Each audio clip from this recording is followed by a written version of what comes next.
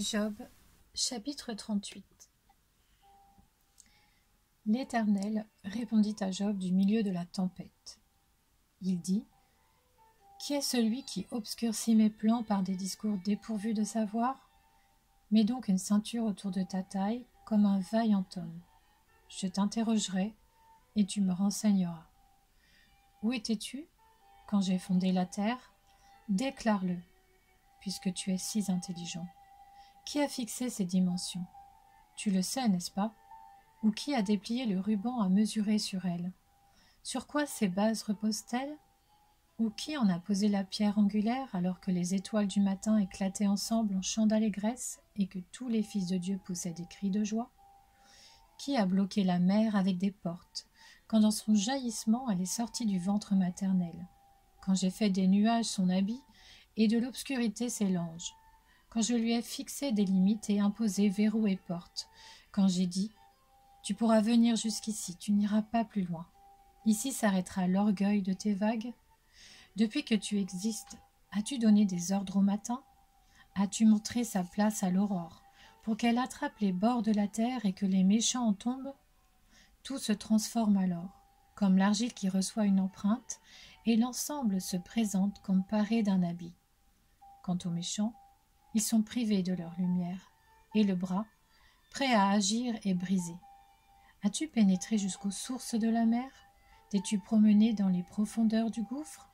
Les portes de la mort t'ont-elles été dévoilées ? As-tu vu les portes de l'ombre de la mort ? As-tu perçu toute la largeur de la terre ? Déclare-le, si tu sais tout cela.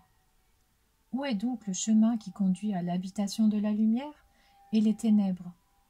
Où ont-elles leur domicile pour que tu puisses les conduire vers leur territoire et discerner les sentiers qui mènent chez elles ?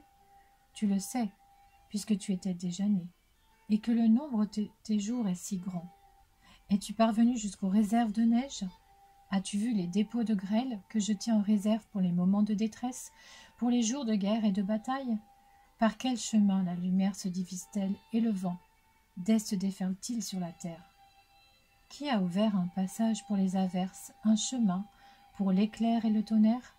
Pour que la pluie tombe sur une terre sans habitants, sur un désert où il n'y a pas d'être humain, pour qu'elle rassasie les endroits solitaires et arides et fasse pousser et sortir l'herbe ? La pluie a-t-elle un père ? Qui donc fait naître les gouttes de rosée ? De quel ventre est sortie la glace et qui a donné naissance au givre, pour que l'eau se déguise en pierre et que la surface du gouffre reste figée ? Peux-tu serrer les liens des Pléiades ou détacher les cordages d'Orion ? Fais-tu paraître au moment voulu les constellations du zodiaque et conduis-tu la grande ourse avec ses petits ? Connais-tu les règles du ciel ? Peux-tu instaurer l'autorité de Dieu sur la terre ? Peux-tu élever ta voix jusqu'aux nuages pour que des torrents d'eau te couvrent ? As-tu lancé des éclairs ? Sont-ils partis ? Te disent-ils : nous voici ? Qui a mis la sagesse au fond du cœur ou donné l'intelligence à l'esprit ? Qui a la sagesse nécessaire pour compter les nuages ? Qui peut faire pencher les cruches du ciel pour provoquer des coulées de boue et coller ensemble les mottes de terre ? Chasses-tu la proie pour la lionne et satisfais-tu l'appétit des lionceaux quand ils sont couchés dans leur tanière, quand ils sont aux aguets dans leur repaire ? Qui prépare au corbeau sa nourriture quand ses petits crient vers Dieu et vacillent affamés ? Job, chapitre 39. Sais-tu quand les bouquetins font leurs petits ? Observes-tu les biches quand elles mettent bas ? Comptes-tu les mois pendant lesquels elles portent et connais-tu l'époque où elles mettent bas ? Elles se courbent, libèrent leurs petits et sont délivrées de leur douleur. Leurs petits prennent des forces et grandissent en plein air. Puis ils s'éloignent et ne reviennent plus vers elles. Qui a rendu l'âne sauvage indépendant et l'a libéré de tout lien ? J'ai fait de la steppe son domicile, de la terre salée son habitation. Il se moque du grondement des villes. Il n'entend pas les cris d'un maître. Il parcourt les montagnes pour trouver sa nourriture. Il est à la recherche de tout ce qui est vert. Le buffle désire-t-il être à ton service ? Passe-t-il la nuit près de ta mangeoire ? L'attaches-tu avec une corde pour qu'il trace un sillon ? Traînera-t-il la herse derrière toi dans les vallées? Pourras-tu t'appuyer sur lui parce que sa force est grande? Lui laisseras-tu ton travail? Peux-tu te fier à lui pour rentrer ta récolte? La rassemblera-t-il dans ton aire de battage? L'aile des autruches se déploie joyeusement. On dirait l'aile, le plumage de la cigogne. Cependant, l'autruche abandonne ses œufs à la terre et les laisse chauffer sur la poussière. Elle oublie qu'un pied peut les écraser, qu'une bête sauvage peut les piétiner. Elle traite durement ses petits, comme si n'était pas à elle. Elle n'est pas inquiète à l'idée d'avoir travaillé pour rien. En effet, Dieu lui a refusé la sagesse, il ne lui a pas attribué l'intelligence. Quand elle se dresse et prend sa course, elle se moque du cheval et de son cavalier.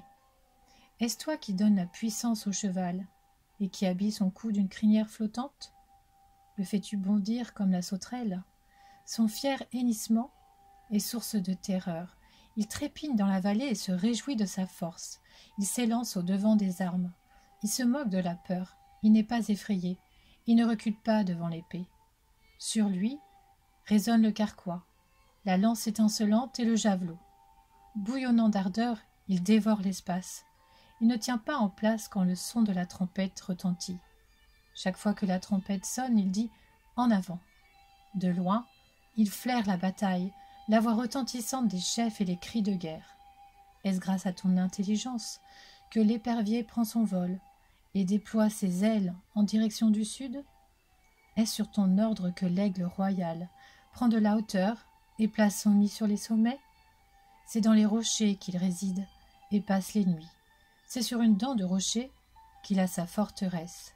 De là, il cherche sa proie. Ses yeux l'aperçoivent de loin. Ses petits boivent le sang, et là où sont des cadavres, là il se trouve. Job, chapitre 40. L'Éternel reprit la parole et dit à Job, le faiseur de reproches, va-t-il faire un procès au Tout-Puissant? Celui qui veut corriger Dieu, va-t-il répliquer? Job répondit à l'Éternel, je ne fais pas le poids. Que pourrais-je te répondre? Je mets la main sur ma bouche, j'ai parlé une fois, mais je ne répliquerai plus, et même deux, mais je n'ajouterai rien.